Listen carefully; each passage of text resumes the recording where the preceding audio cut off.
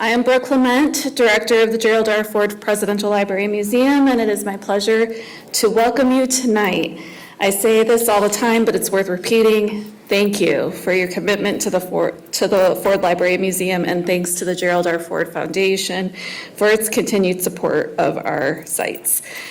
And I want to send out a quick shout out to Dick Boak, who helped us connect us with tonight's guest. I'd like to quickly mention a couple of our upcoming programs. Next Wednesday, we're going to have Mark Clay in our auditorium. He's going to be here to discuss his book, Oh Say Can You Hear?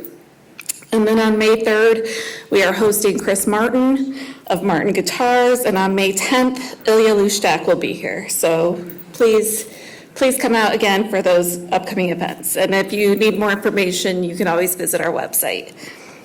So now I have the great honor of introducing our guest this evening.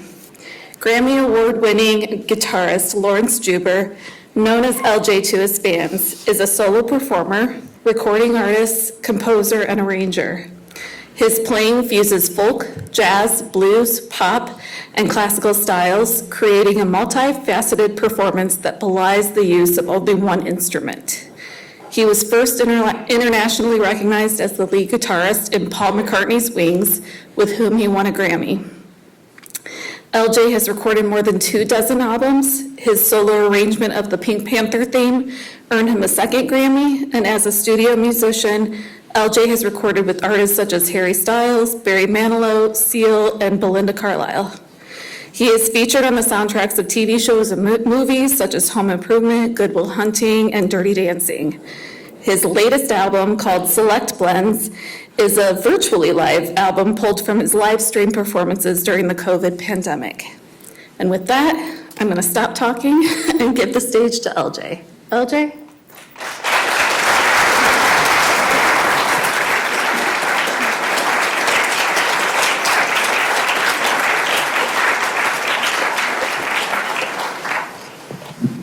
Thank you very much.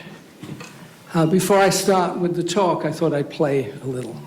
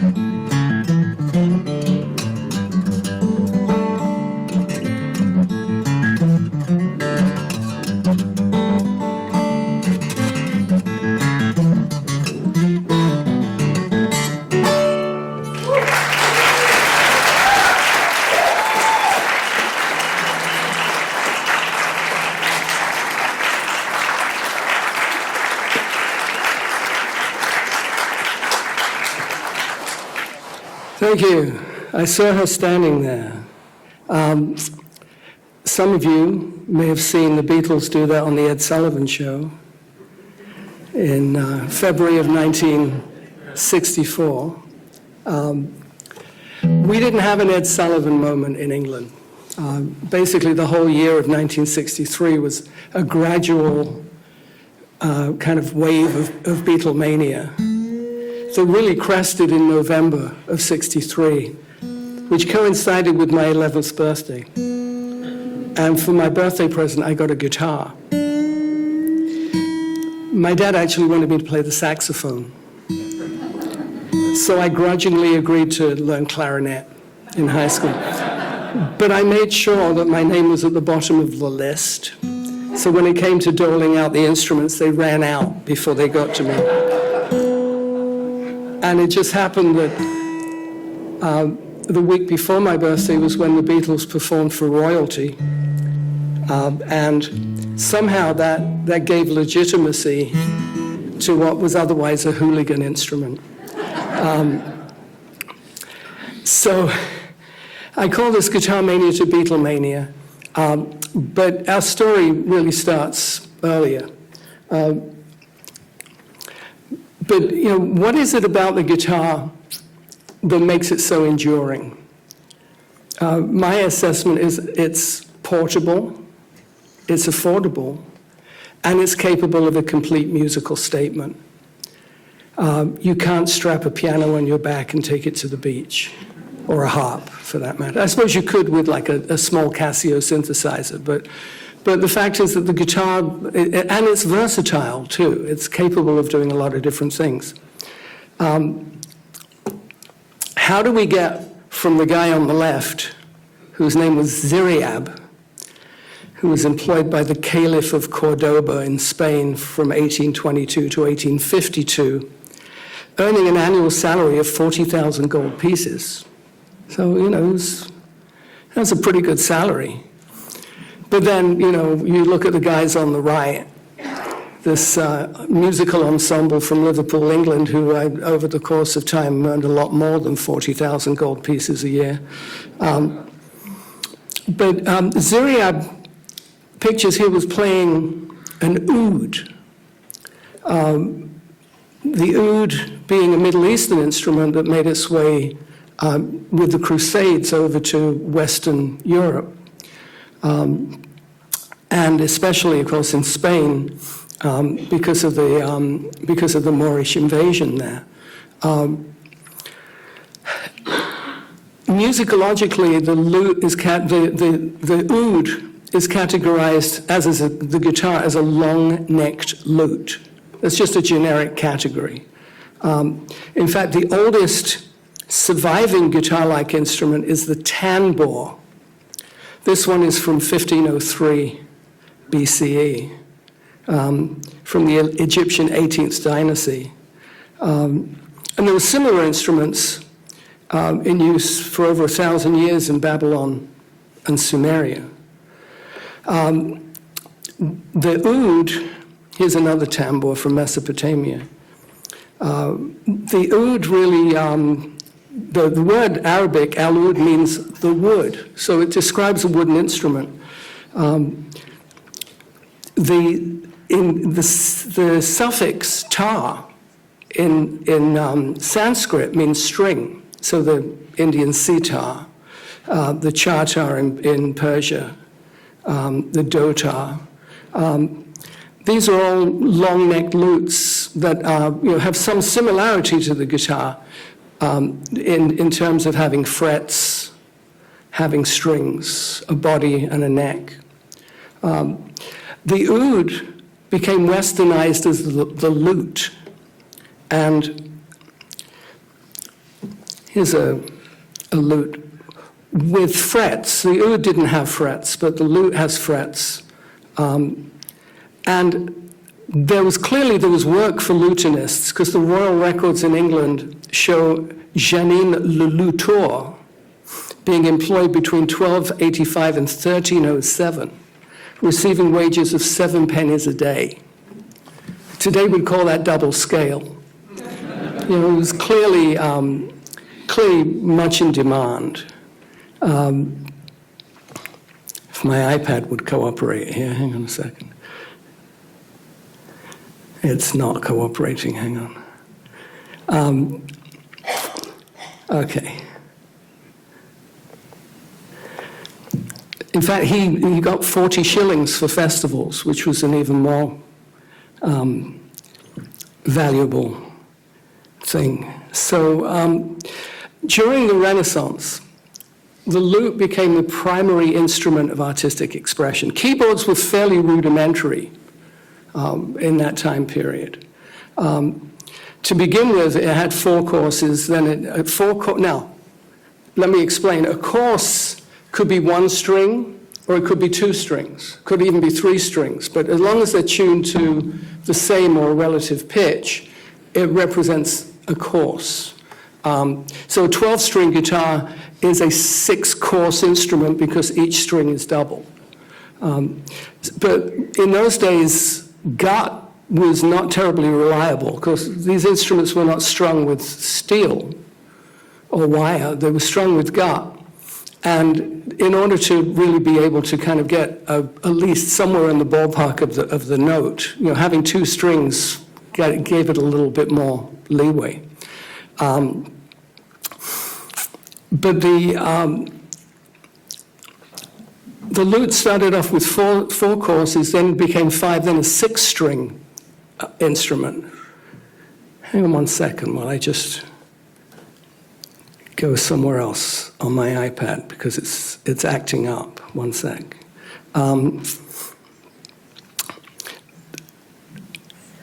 Where are we?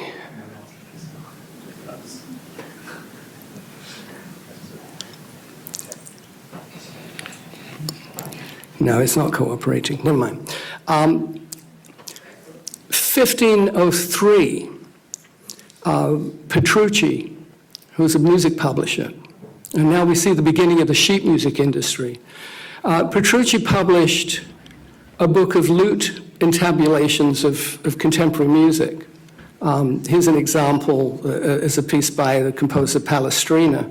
The thing about early printing presses was that you couldn't put polyphonic music. You couldn't put music with multiple parts on one stave. They didn't have the capability of putting that many notes on top of each other on the page. But what was developed was what this is, which is tablature, where each line represents a string, each number represents a fret, and you could then put music with multiple parts on the same stave. And this was really kind of this was the first real development in publishing music for a fretted, plucked instrument like the lute. The guitar was still, at this point, fairly rudimentary. Here you have a picture of Orpheus, actually, playing the vihuela, which was a Spanish version of the lute.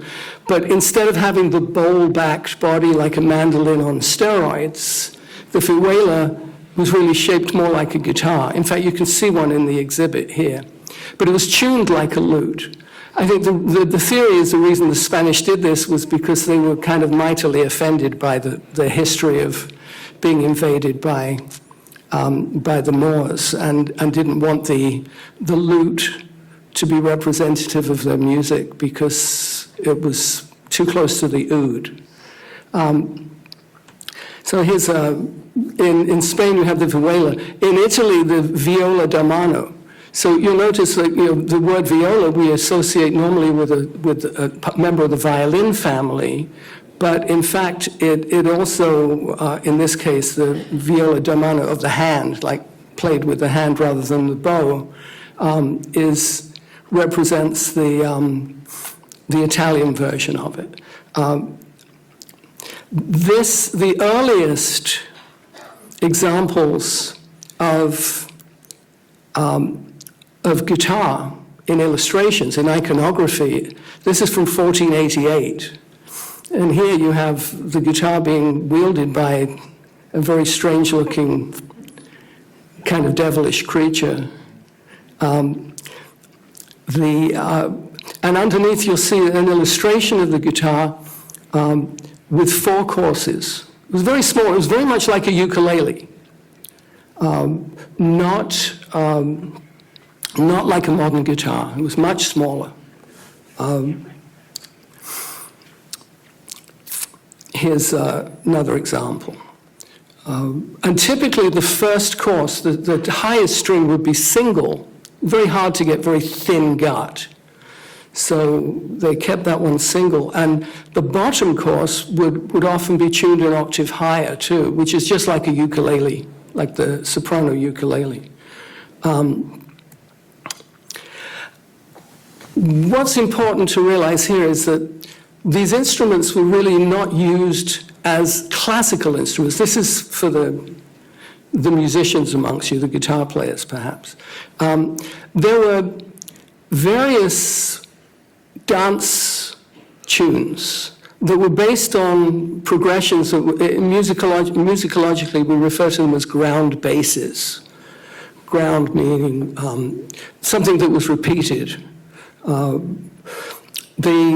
Passo Mezzo Antico is this chord progression.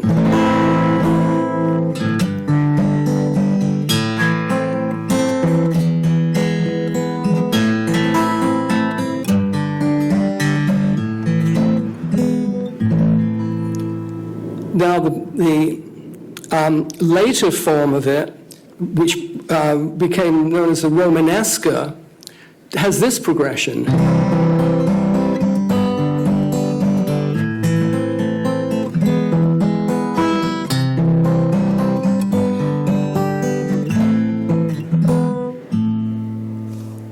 Now, you put those two together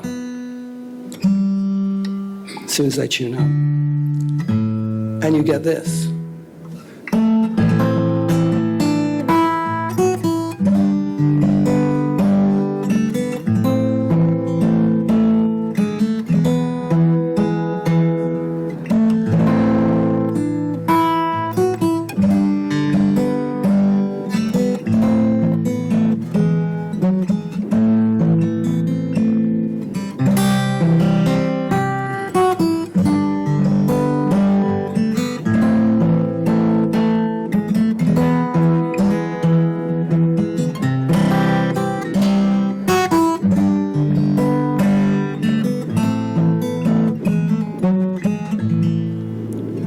You get green sleeves. Now, green sleeves are attributed to Henry VIII, who may have written the lyric, but didn't write the music.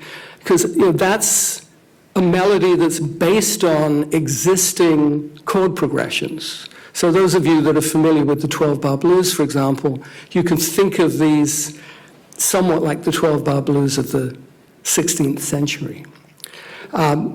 The more interesting one is the Passo Mezzo Moderno. Passo Mezzo in Italian means like half step, so it was a dance move. What you've got here is a barber surgeon at work. Where does this relate to music? Well,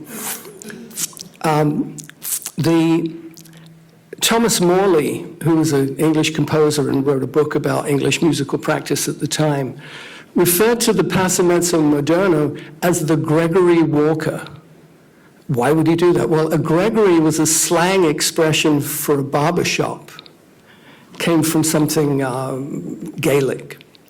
And in the barber shops, you didn't have like, Renaissance Playboy magazine or, any, stacks of magazines there. You had instruments hanging on the walls.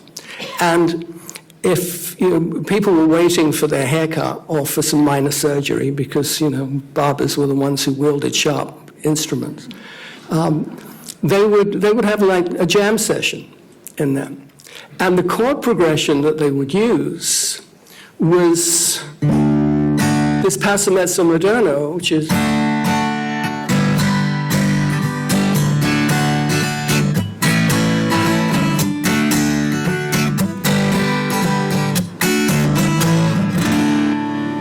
Fairly basic kind of chord progression. Not a lot of music was published for it, and it somehow kind of disappeared for a while and then re-emerged in the 18th, 19th century. Example being, and this is where Beatles come into play, dirty Maggie May, they have taken her away, and she'll never walk down Lime Street anymore. Maggie May, which then spawned Nellie Gray, which was a big hit song in the 1850s in America. And it's a chord progression that is still used to this day. You'll find it, when I call out your name, you know wherever I am, I'll come running to see you again. Winter, spring, summer, or fall. It's the same chord progression, which goes back to the 16th century. I opened up with I Saw Her Standing There. One variation of this chord progression,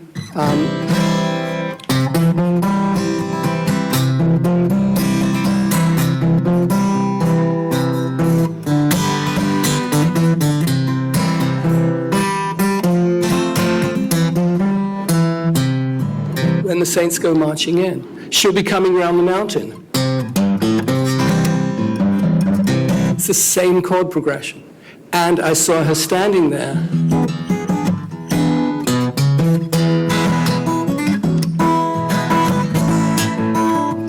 It's the same thing. You know, so the substance of music, and the substance of music is not on the kind of revered classical canon level, but on the more popular and the folk level, has not changed that dramatically. And so much in the same way as the sheet music, you know, beginning with Petrucci in 1507, and still continuing to be a viable industry in in today's age, except now, of course, it's all digital and you download it. It's as much as things change, you know, many of these things stay the same. The guitar, however, the Renaissance guitar was tuned, like I said, like a ukulele, so it was tuned at this pitch. So, for example, I'll just move it down here, but you know, a G chord would simply be, actually, in this pitch, it's a C chord, would just be maybe one note. The Baroque guitar got bigger, added an extra course. Now it's a 5-course instrument, and instead of being pitched here, it's now, actually, no, that's it. With the bottom string is tuned an octave higher, but it's 5 courses. And they could get very fancy, because in France, the guitar became very popular in 17th century France. In fact, throughout Europe, the guitar really starts to gain some attention. This is a guitar by Stradivarius. He didn't just make violins, because this was made in Cremona in Italy. This, on the other hand, is a Parisian guitar made by Verboem, who was a famous maker. And you can see how fancy these instruments could get. So one of the methods that they use for teaching, and this is very counterintuitive for guitar players, because this is called alphabeto, and they use this in Italy and throughout Europe. And what it represented was each chord shape. So like if I play this is a G chord, this is a C chord, this is a D chord. So you associate those with you know, particular shapes, and you identify the name. But in alphabeto, the A, letter A, is a G chord. Letter B is a C chord. Letter C is a D chord. Thoroughly confusing. But it hung around for over a century, because it was, you would find a kind of a grimoire with a list of different dances or different compositions that would have the chord structure, but written out in alphabeto, as opposed to written out in the names of the chords. Because they really didn't think quite the same way that we think today in terms of how chords are constructed and hang together.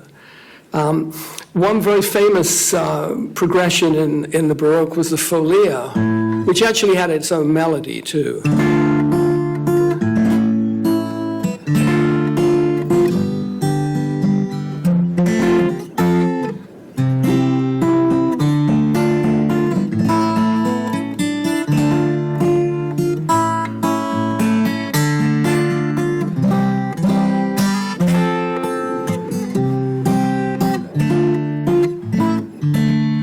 This, if you go on YouTube, you will find hundreds of variations on this.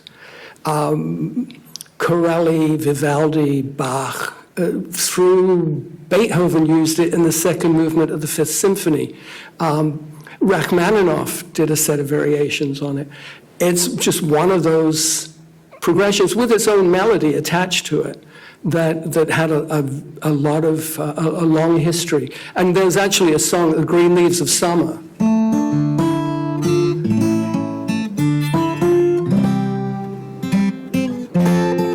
It uses that melody too. So, some of these things just stick around. The gentleman on the left is Johann Sebastian Bach. Revered as probably the greatest composer of all time. I mean, one could argue that. And on the right, you see, this is a Baroque lute. And you'll see the extra bass strings. Because the thing about the string technology of that era was that they didn't have the technology to overwind metal on silk or gut. To be able to produce a thick enough string. The thicker the string, the lower the pitch, or the longer the string, the lower the pitch. So they would just extend the strings out beyond the normal length of the fingerboard. Bach did not play the lute, but he wrote 4 lute suites, which were actually adapted from other things, although the first lute suite appears to be kind of its own animal. But he did play, his favorite instrument was called the Lutenwerk, was a German harpsichord that sounded like a lute.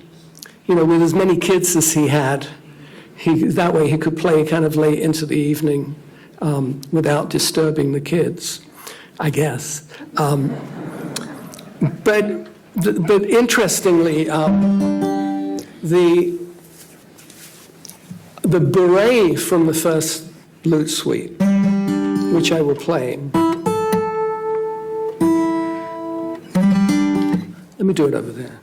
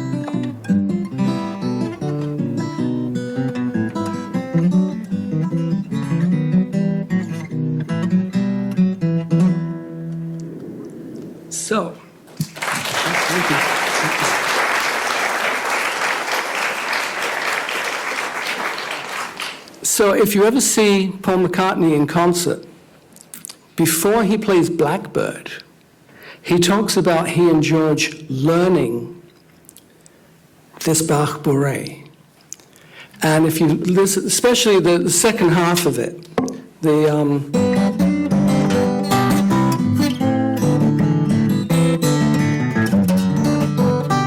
this whole section, that's what inspired Paul's accompaniment to Blackbird. How did they learn this? They never studied classical guitar. I know from George, because I worked with him, that he had some jazz guitar lessons, but he never studied classical guitar.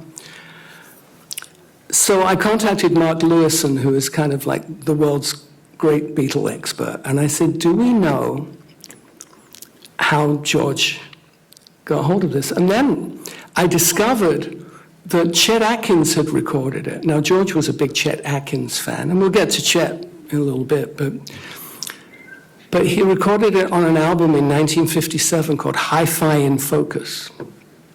And I said to Mark, did George have this in his record collection? And he said, yes, he did.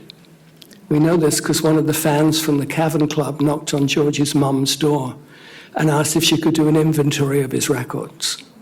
And that album was there. So we know that Bach to Chet Atkins to the Beatles. So think about that. As we move into the classical era, the late 18th century, there's a development in string winding where Savarez, originally a French company that set up in Spain, developed a way of winding metal onto silk interiors. And now you could actually have bass strings on the guitar. And so everybody who had their 5-course guitars, and if you look very carefully at this picture, you can see that there are, in the headstock, there are some spaces where there would have been tuning pegs, and now there are holes because this player has removed the double strings and is now only using 6 strings on the instrument. So guitar becomes a 6-string instrument. Guitarmania ensues in Europe. It becomes enormously popular. I mean, it was popular in France in the 17th century, but not like it becomes in Europe. And you can see stylistically you have an Italian style, a French style, a Spanish style. Spanish style is still looking a little older, but Franz Schubert was a guitar player. In fact, Schubert supposedly wrote the majority of his songs on the guitar, not on the piano. His publisher, Diaboli, insisted that he publish them with piano accompaniment because during the period from the 18 teens to the 1820s, the piano is starting to become the dominant instrument, because again, technology ensues, and they're gone from the forte piano, which had a wooden frame, now becomes the piano forte, which has an iron frame, and is much louder with many more keys. But Schubert was a guitarist. This ensemble here, the guitarist in the middle is Mauro Giuliani, no relation. And what's unusual here is he's playing standing up. Giuliani was really the leading virtuoso of the early 19th century. He was a friend of Beethoven's, friend of Haydn's. And this is an illustration of an outdoor concert. Now, there's no amplification. The piano here is a forte piano, so it's not particularly loud, but you've got a violin, you've got a flute, and you've got a cello. And the cello player playing in the old-fashioned way, not the modern way that cello players play. But just as a side note, the piano player is Moscheles, who was the first concert pianist to really champion the idea that as a performer, you would play other people's music. But even in that era, it was considered kind of like not done to memorize somebody else's music. You were supposed to play from the actual sheet music. And otherwise, it was thought of a little bit like stealing. Here, this is a very heated discussion between two groups of fans of Carulli and Molinari, who were classical guitar players, one of whom played with fingernails with the right hand, and the other who played with the flesh. And they got very heated about this discussion. And there's still to this day, there's some argument about which is preferable, to play with fingernails on the right hand or to play with the flesh. The Segovia tradition in classical is to use fingernails. But I don't use nails, but I'm on steel strings too. Here's some examples of guitars of that period. Stauffer in Vienna, Lacote in Paris, Panormo in London. And then Stauffer also made a smaller guitar, the Terz guitar, which was, if you imagine a capo on the 3rd fret of the guitar tuned instead of so higher pitched. And there would be a lot of duets published for regular guitar and Terz guitar. And then you'll see a throwback to the Baroque lute with extra bass strings. It was not uncommon to have guitars with extra bass strings. Later in the century, it evolved into the harp guitar, of which you'll find an example here in the exhibit too.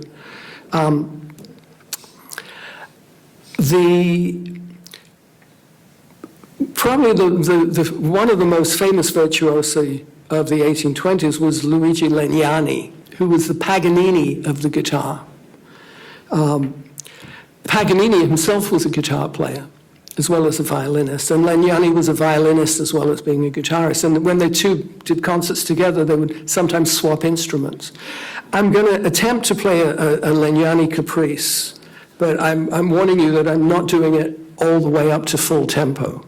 You've got to sit down.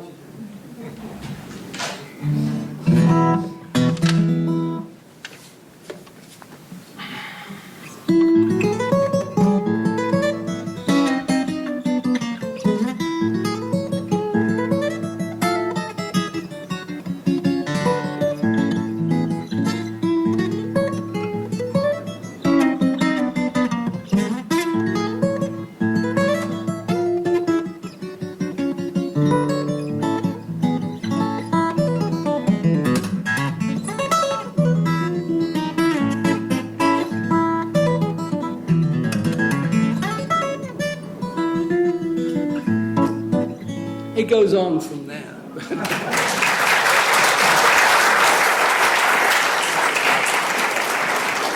But it actually should be almost double that speed. I mean, he was that good.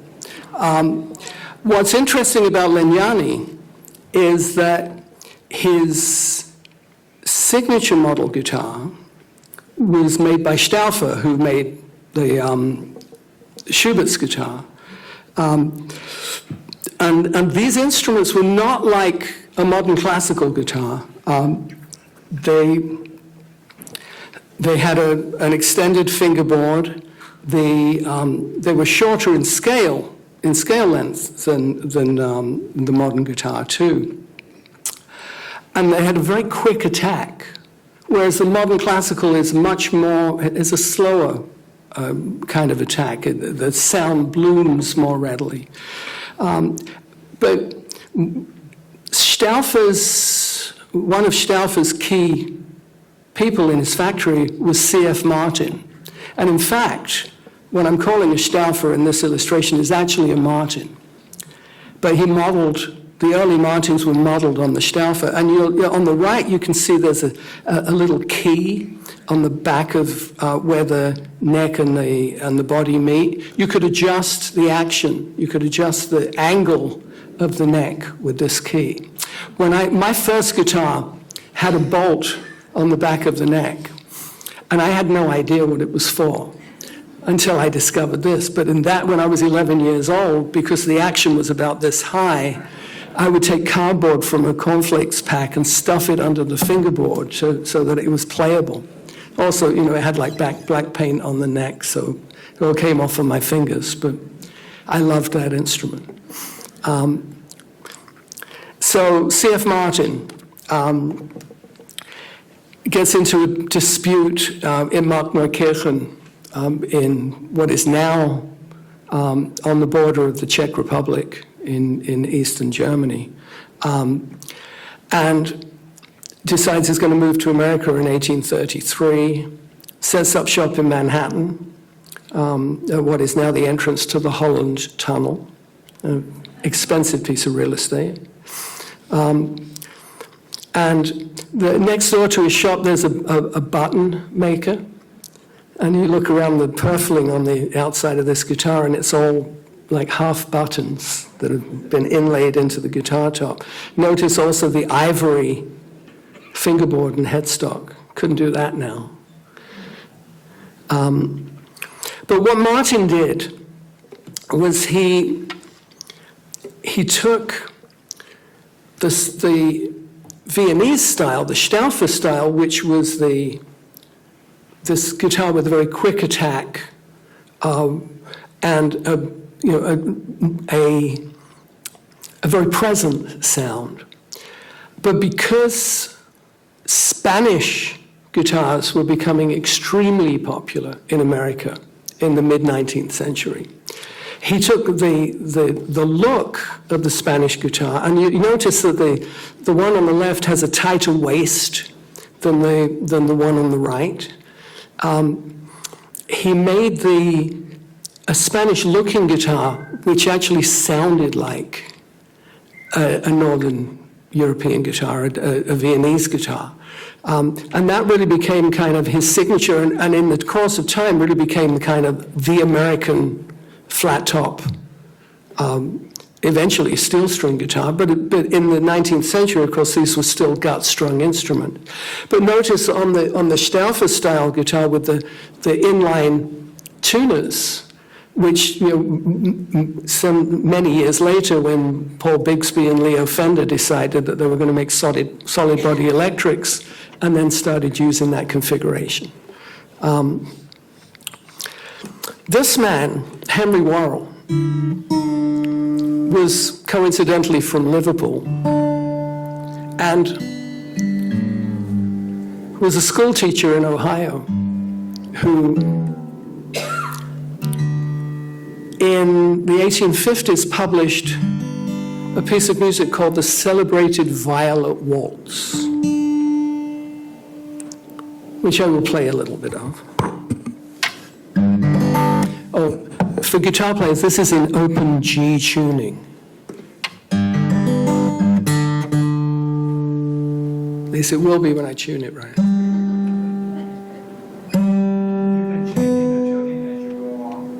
Oh, yeah.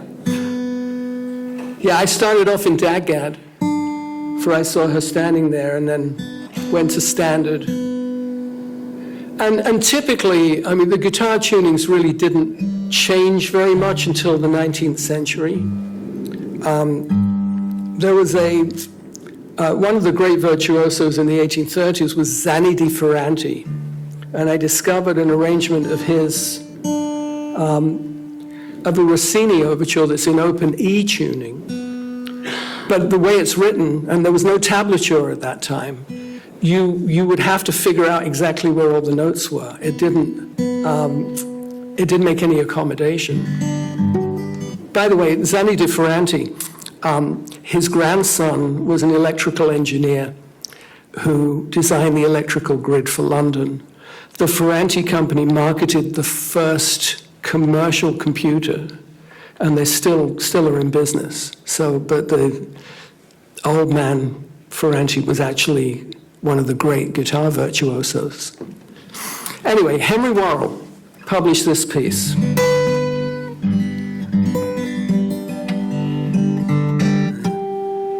The Celebrated Violet Waltz. Hang on. Still sharp. There we go.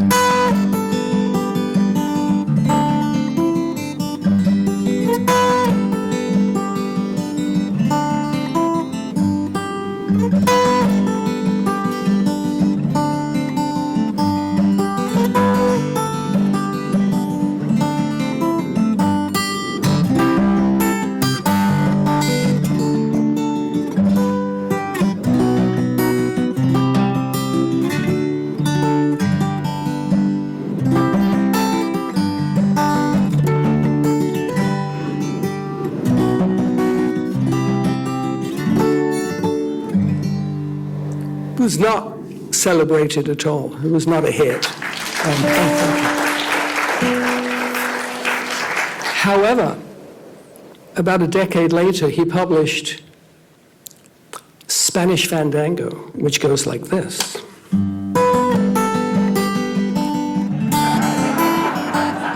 Same piece of music.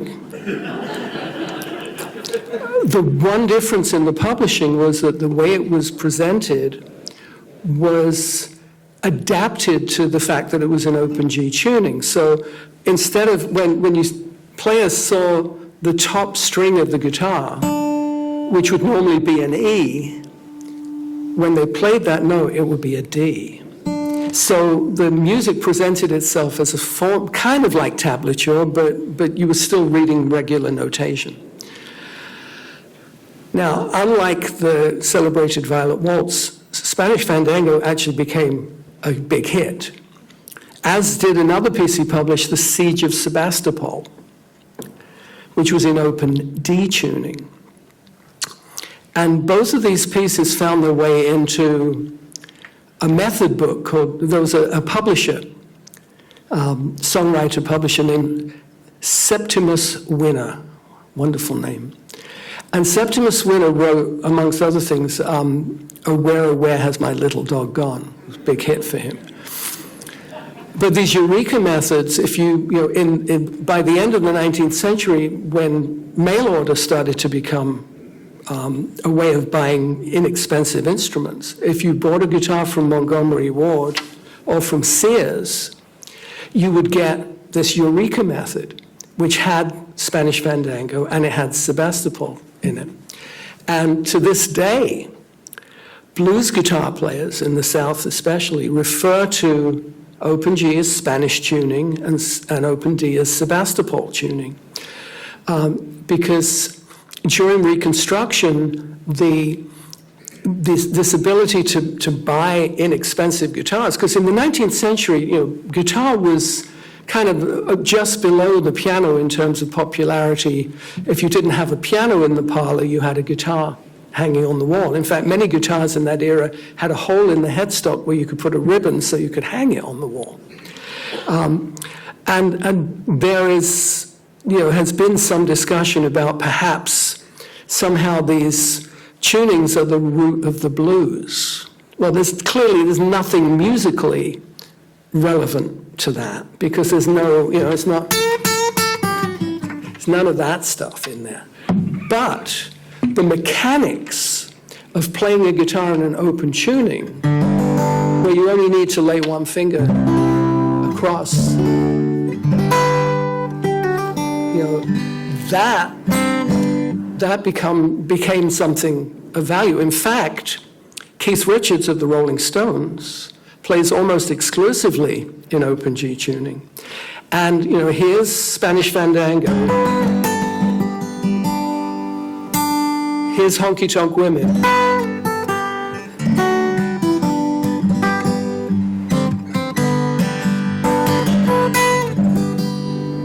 It's guitaristically,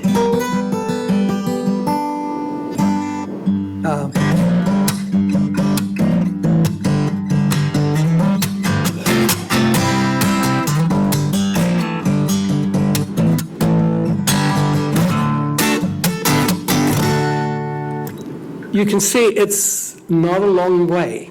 Musically, yes. Culturally, yes. But guitaristically, it isn't. In Spain, you start to get flamenco developing in the cafes. Torres was a guitar maker in Spain whose design for the guitar really became the template for the modern classical guitar. He was inspired by Julian Arcas, who was a great virtuoso. Arcas' student was Terrega. Terrega inspired Segovia. Segovia brought the guitar into the concert hall.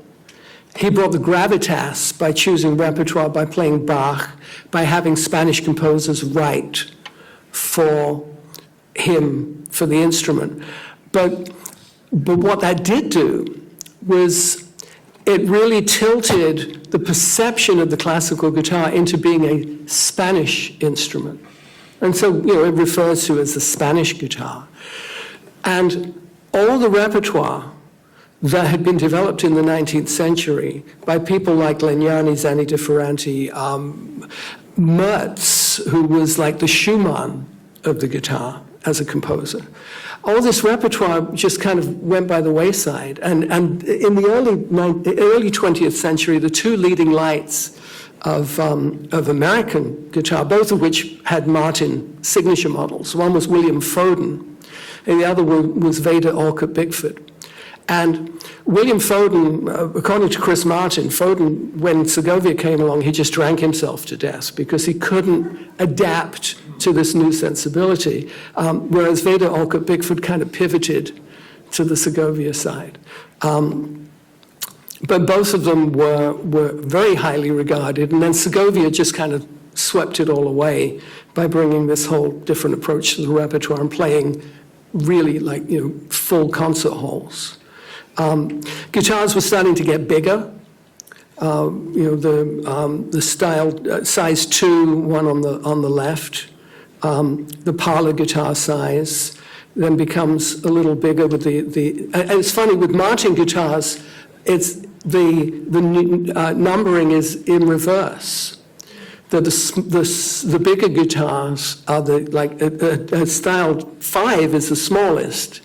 A style 2 is larger than that. I have a style 1, a size 1 from 1893.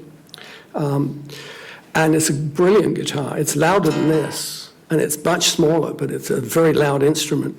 The single art size, and then early 20th century, the triple art size, which is basically this body size, but with 12 frets to the body instead of 14. Meanwhile,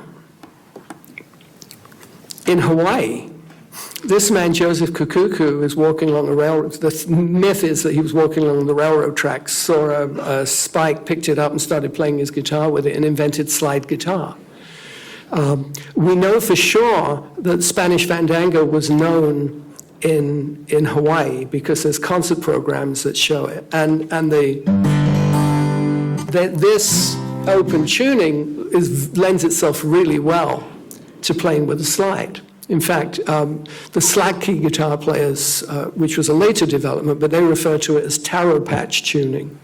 But Joseph Kukuku was extremely influential, and the Hawaiian musicians traveled the world. It seems pretty likely that slide guitar in blues music came from watching the Hawaiian musicians, because they toured in the South. Joseph Kukuku was actually hired by Mary Pickford when she needed to cry in a scene in a silent movie. She would have him play before they started rolling the camera because his playing was so emotional and so moving that it would bring her to tears. In 1893 was the Chicago World's Fair that introduced Hawaiian music.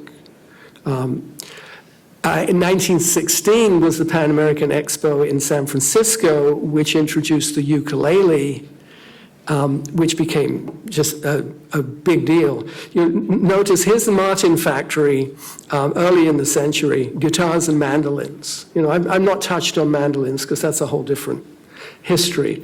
But a few years later, 1920s, guitars, mandolins, ukuleles. Ukuleles were what kept Martin alive in the 1920s because as everybody was turning away from the Martin classical guitar to the Spanish classical, the ukuleles really kept them going. I threw this one in only because it's local. This is the Gibson factory during World War II with, the Gibsons of that era were made by the entire workforce almost completely were women. And so if you ever see a Gibson with the banner headstock that says, only a Gibson is good enough, that's from that era. They were known as Kalamazoo gals. Okay, so But moving back to the 19s, this man who is not exactly well known, Arnold Schultz, sounds like he should have had a deli on the Lower East Side, but was actually a coal miner from West Virginia, was very influential. He was a violinist and a guitarist. He composed a piece that is credited to Merle Travis, but we believe was actually written by Schultz, Cannonball Rag. You know, that kind of style really evolved from that kind of playing. One of his proteges was a player named Kennedy Jones, who would play hayrides with a violinist, and because it was just guitar and violin, there was no bass. You know, the idea that you would kind of pick out the bass line along with the melody, but he was always getting a blister on his thumb.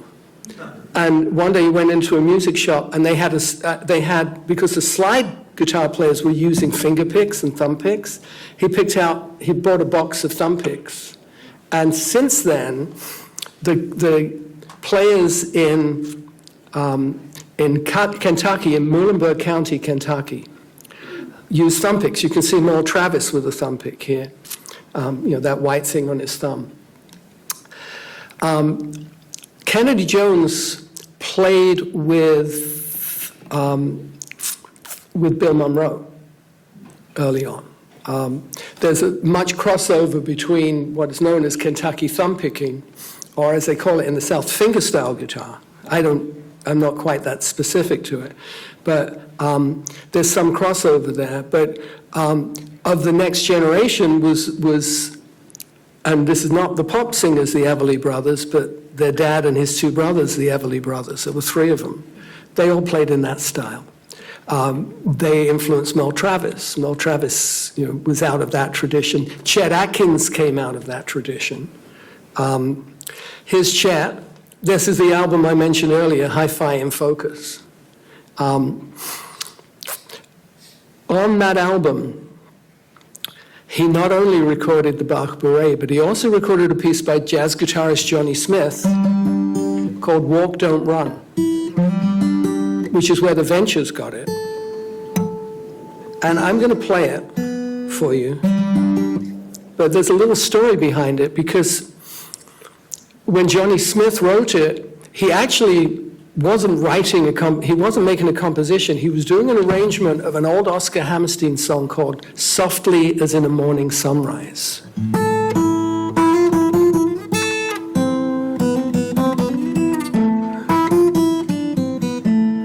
And then he had this counter melody.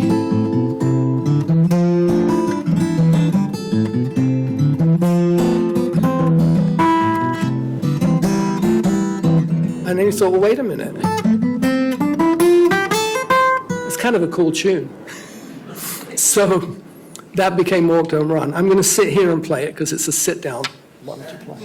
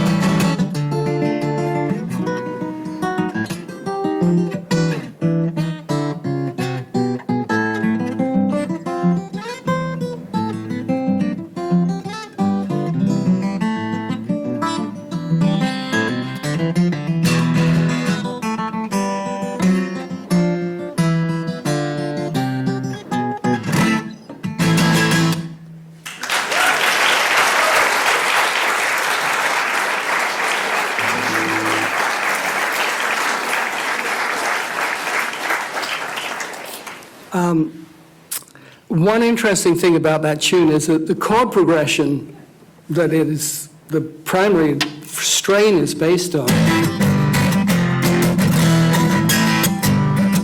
is another one of those progressions that goes back, many centuries. And it just, there's so many examples of that in pop music. Runaway, for example.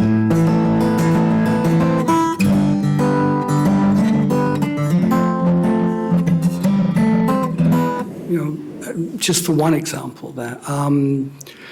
Don't Let Me Be Misunderstood is another one.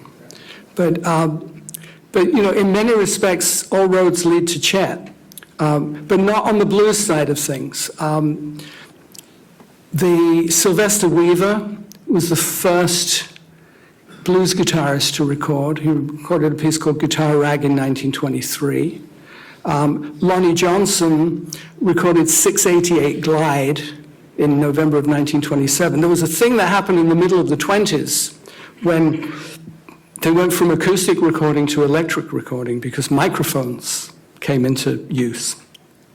And 688 Glide was an early electric recording with him and a piano player, so 6 strings, 88 keys. Lonnie Johnson, very, very influential on a number of levels.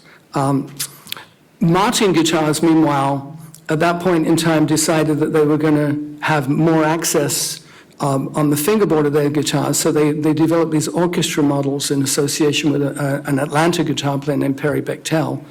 The one on the left there is a triple art, the one on the right is an orchestra model, and you'll see the body is longer on the triple art. This is an orchestra model, and you see that where the body joins the fret of the body joins the neck joins the body at the 14th fret. Meanwhile, Gibson in Kalamazoo, they had a man named Lloyd Law who developed an archtop guitar based on the same principles as a mandolin. So archtop F-holes, a tailpiece, a floating tailpiece rather than a fixed bridge. And this really became the jazz guitar, mostly because it was adopted by Eddie Lang. On the picture on the right is Eddie Lang accompanying Bing Crosby, who was his best buddy. And Eddie Lang was really the father of jazz guitar. A very accomplished guitar player, went to Hollywood with Bing Crosby, got a motion picture contract. Bing said, you keep getting sore throats, get your tonsils out. You'll be able to sing better too. So Eddie Lang gets his tonsils out and dies of septicemia 3 days later. But he was hugely influential, actually did duets with Lonnie Johnson that are fantastic if you want to look those up. But because black and white musicians weren't allowed to record together at that particular time, Eddie Lang went under the pseudonym Blind Willie Dunn, who it turned out was actually his newsboy. That was his newsboy's name. Gave him some money for it, too. They influenced Django Reinhardt. Django Reinhardt in Paris, Belgian Gypsy, playing a Selma Macaferi guitar designed by Mario Macaferi. You can see this is the Grande Bouche. The sound hole is very large. Django considered to be one of the, if not one of the greatest guitar player of all time. Meanwhile, none of the Martin guitars that they thought would be adopted by the jazz guitar players weren't. It was the Cowboys that adopted them, so Roy Rogers, Gene Autry, Hank Williams. But you can see the guitars played by Gene Autry and Hank Williams are even bigger. They're getting into the Dreadnought model. That size of guitar actually was originally designed as a Hawaiian slide guitar marketed by Ditson, who were famous music publishers. On the blues side, you have Robert Johnson, you have Lead Belly, you have Reverend Gary Davis, Howlin' Wolf. There's this plethora of musical styles that emerge in the 20th century, all these great guitar players. In jazz, Johnny Smith, who I played Walk Don't Run by Hal Farlow, Wes Montgomery, Joe Pass, Kenny Burrell, etc. In rock, you have Elvis. You see Elvis with his leather-tooled cover on his Martin guitar. There's one of these in the exhibit here too. Carl Perkins.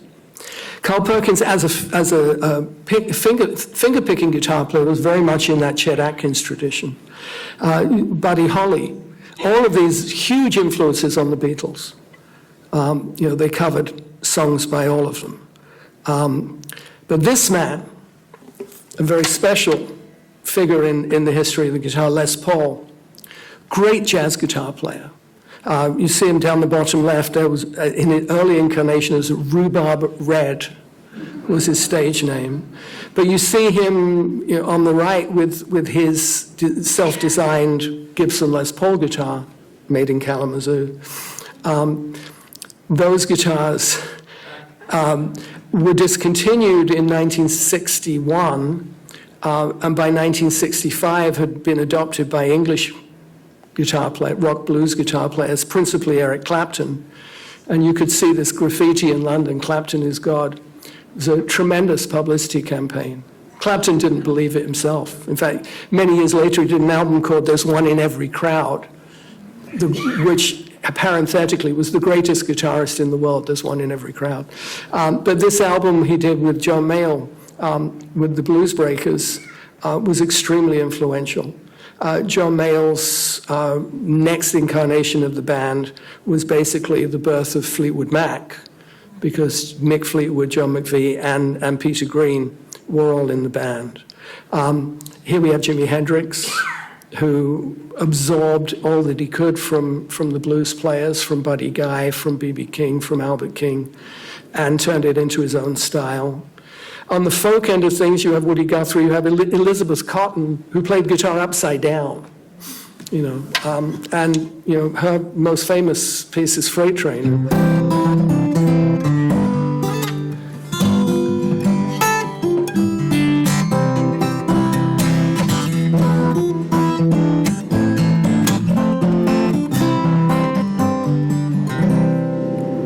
Very famous. But, she was a housekeeper. I mean, she didn't become famous until later in her life. The Kingston Trio, hugely successful in the late 50s, early 60s, so much so that the D28 guitar at Martin were like 3 years back ordered, and they had to build a new factory to accommodate them. Bob Dylan, Joan Baez, Peter, Paul, and Mary, but Dylan in particular was a very big influence on the Beatles. Supposedly introduced them to cannabis. But meanwhile, what the Beatles accomplished was a stylistic melange of just bringing so many different styles together. For example, in She Loves You, you have, for one thing, it was very unusual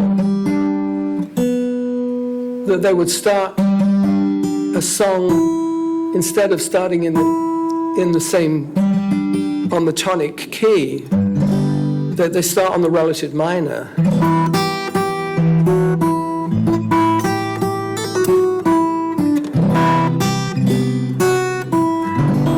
And then they do this added sixth chord, which is a very old-fashioned chord. George Martin tried to talk them out of it, their record producer, but they insisted. And then you have the verse,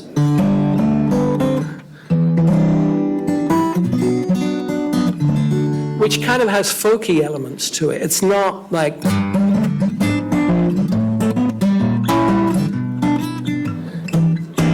it's not the kind of the old standard way of moving a chord progression. It's really more,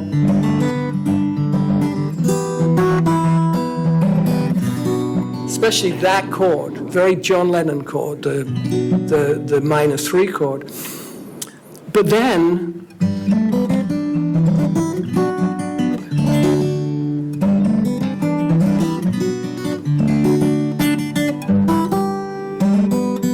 so now now you land on the one chord. You feel like you're in the home key.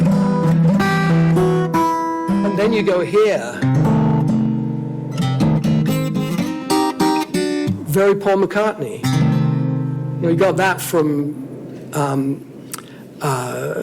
Till There Was You, and from show tunes. It's more of a typical show tune kind of move. And then George Harrison throws in a Chuck Berry lick. So you've got kind of the folky thing, you've got the show tune thing, you've got the rock and roll thing, all combining into something that is distinctly their own style. And they did that with everything.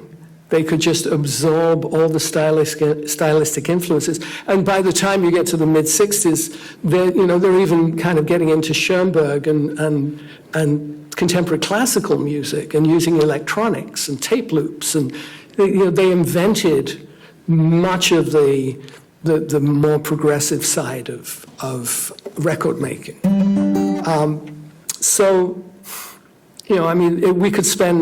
We could spend an entire semester, on Beatles. But here, just to wrap it up, I mean, here's Paul and John in India, on their Martin D28s, which is where they wrote the entire White Album. You have, Paul probably playing Blackbird at the time. You have George in Haight-Ashbury in San Francisco. And you have Paul in the studio during the Let It Be sessions. If you're a Beatle fan and you haven't watched the Get Back documentary, highly recommended. And there's me. Thank you.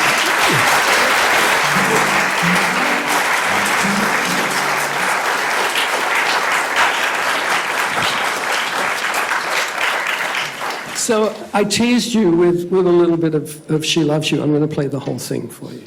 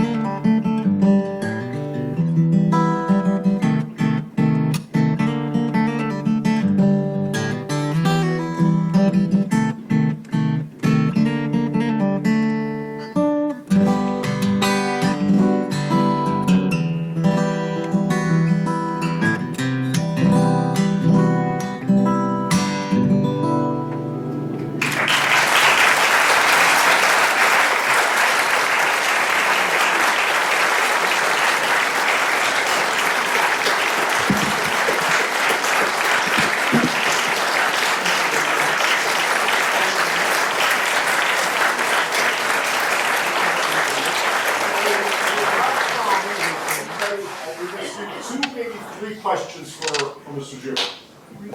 Right there. How did you get your wings with wings?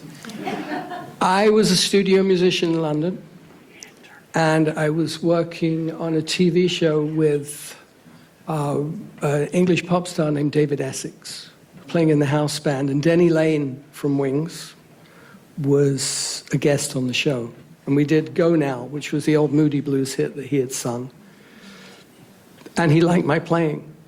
And he called the musical director a few days later and he said, "Is he versatile?" Which I'd kind of prided myself on because my ambition was always to be a studio musician, which meant I had to cover a lot of different styles. And about 6 months later, I got a call to go audition. Interestingly, I was working in Abbey Road in Studio 2. But I'd done many sessions there, but I'd never been up into the control room. And that's where the phone was located. And so I went up the stairs and into the control room, and that was an experience in itself. And then I got invited to go. Actually, the call went, "Denny wants to know if you can jam on Monday, and oh, by the way, Paul and Linda will be there." That's when I started to panic because I didn't know any Wings tunes. So I borrowed some LPs from my brother to listen to over the weekend and realized I just didn't know where to start. And happily, when we auditioned, we played some Chuck Berry tunes and some reggae grooves. And then Paul said, "What are you doing the next few years?" Now, I had spent my teenage years from the time I was 13 really with this ambition to be a studio player, and I accomplished it. I was working 7 days a week, doing 3-4 sessions a day. It wasn't like it was in the 60s, but I was earning a good living and playing on some really interesting stuff. And there's Paul McCartney offering me a gig, So I thought about it for like a nanosecond. Yes. What kind of wood is your guitar? What kind of wood? Oh, good question. This is Cuban mahogany. Now, normally mahogany guitars are made from Honduran mahogany. But I wanted something a little bit different. This is a one-off of my Martin signature model made in the custom shop. So it's Cuban mahogany, which actually came from Florida, not from Cuba. It came from a storm-felled tree, so no living tree was hurt. The top is what we call moon spruce. It's high alpine Swiss spruce that's cut on the waning moon. This is a traditional way of doing it from Stradivarius' time, because the sap is at its lowest when the moon is waning. So it's a drier log. And the effect of it is that it's like 15, 20 years worth of aging just on a new guitar. They can artificially do that with what they call torrefying, where they bake the wood or roast it. So moon spruce over Cuban mahogany. This is unusual. It has hide glue construction.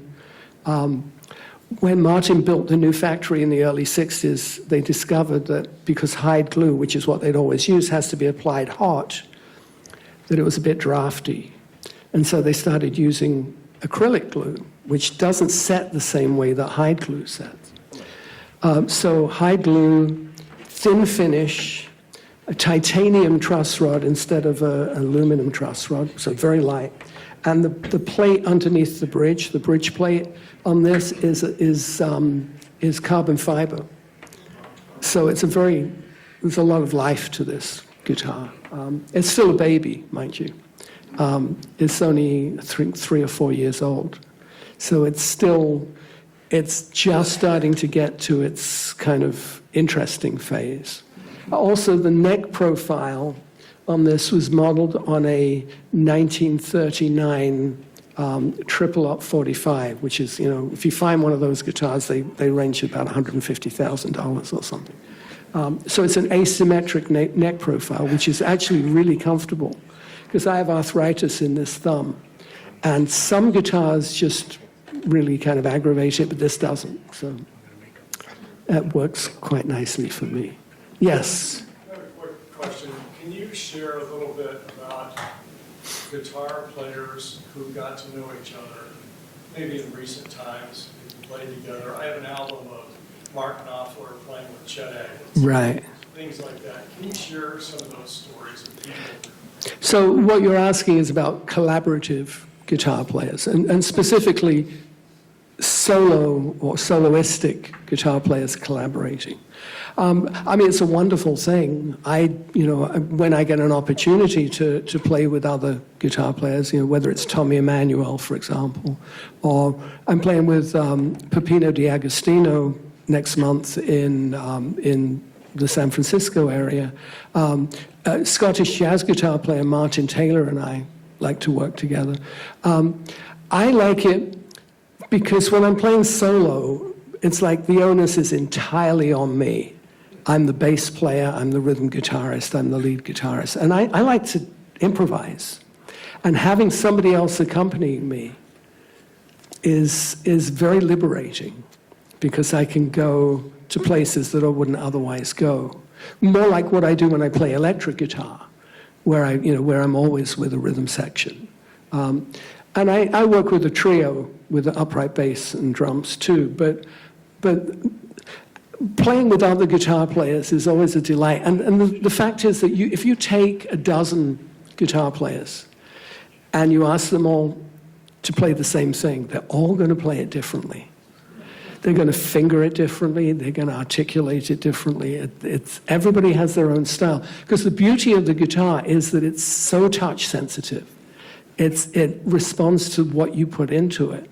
You hit a piano key. I mean, great virtuoso piano players can bring the dynamics out of the instrument. But with the guitar, it's what you put into it is what you get out of it. And so those personalities, and Chet was enormously influential when it came to supporting other guitar players too. Not to mention his work as a record producer. He produced Heartbreak Hotel for Elvis, because he was the A&R man at RCA Records in Nashville, produced a lot of very important records. So I think that it doesn't happen enough, to be honest. But when there's an opportunity, I leap at it. Thank you. You're welcome. One more question. Are you going to kick us out that quickly? Over there. This is a little bit more technical, but I was just wondering, with all your tunings, dropping down, does that affect your action at all when you try to play? Not really. It doesn't affect the action much. I use fairly heavy strings. My strings are medium, medium, light, light, light, medium. So it's perfect for like dadgad tuning where the top two and the bottom are dropped. It's not the action, it's just, whenever I change tunings, I have to accommodate the fact that the tension changes a little bit, which is something that you just kind of get used to. When I do my concerts, I structure the concerts so that I'll go from dadgad to CG-D-G-A-D, back to dadgad, or to open G minor or something, and then by the end of the show, I'm in standard tuning and I stay there. So, Same guitar, though? I'm sorry, same guitar. Yeah, I'm only going to travel with one guitar. Even locally, when I'm playing around Los Angeles, typically I only take one guitar. I'll take a second guitar and never use it. You find your comfort zone with these kinds of things. But my Martin strings are not phosphor bronze. They're not the typical acoustic strings. These are Monel, what they call their retro strings. It's the kind of strings that players used in the 1930s. It's a copper-nickel iron alloy. I find you get a strong fundamental out of it, which I like. They don't have quite the fizziness of a phosphor bronze string. Does that make sense? Can we do a few more? Sure, absolutely. Please. Yeah. No, you. Yeah. Is that a traditionally braced top then? Yeah, in the bracing, the traditional, like the 19th century Martin bracing, is a forward-shifted X brace, so there's an X underneath here. What happened was, in the 1940s, on the dreadnoughts in particular, they moved the bracing back and they stopped scalloping the braces too, because the bluegrass players were using heavy strings and the tops weren't doing so well, more lightly braced tops. The whole history of the X brace is a whole subject unto itself. But this is scalloped, forward-shifted X bracing. They do one level above this in the Authentic series, where they tuck the braces into the kerfing on the side. They won't do that except for the Authentics. I keep trying to beat them up about it, but I can't get there. So this is as good as it gets in a modern Martin. The bridge plate material is interesting.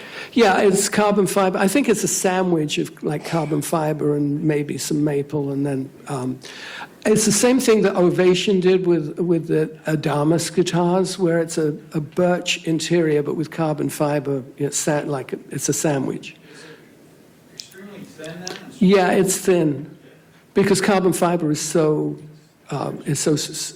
strong.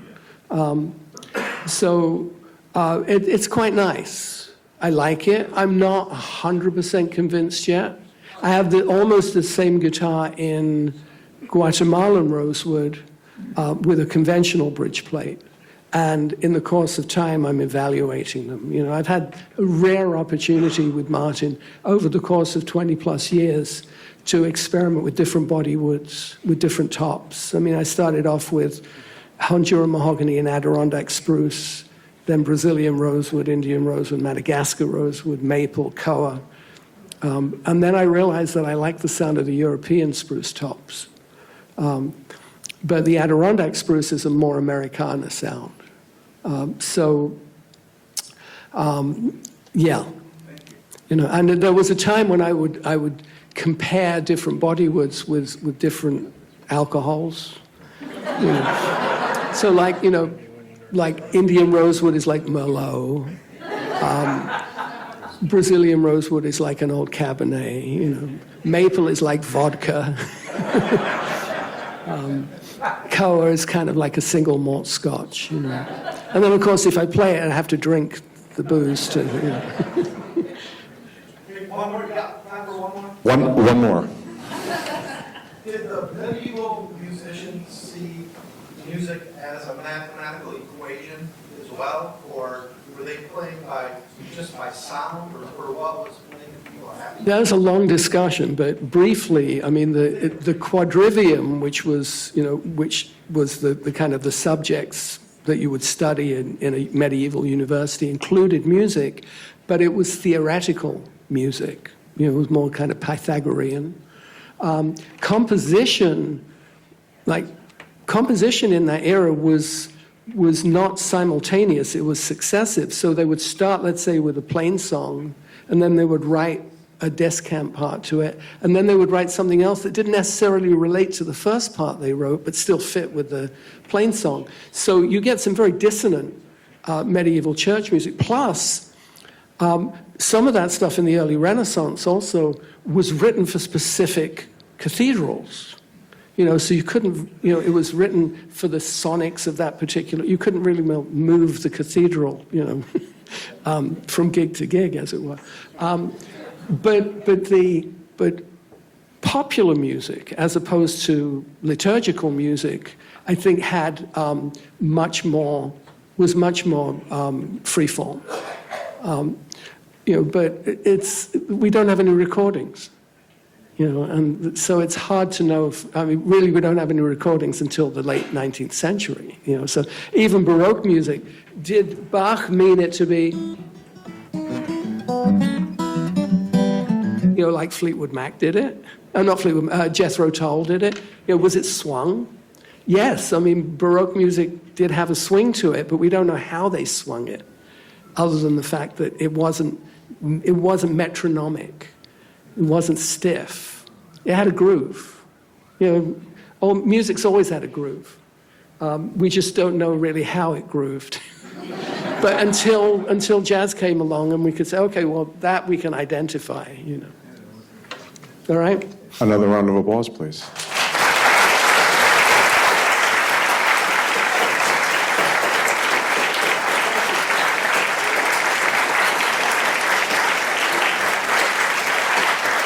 So we have cookies and coffee available right outside those doors. Would like to thank everybody here for attending, and I just want to kind of go over a couple more things.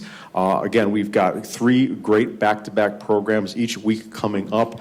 Mark Clegg on the national anthem next week, followed by the president of Martin Guitar, Chris Martin, on May the 3rd, followed by Ilya Lushtak. And let me tell you, this cat is straight out of New York, and he plays with all the best jazz players, one of the best jazz guitarists on the Eastern Seaboard. Do not miss him. All right? Come to all 3, and have a great evening.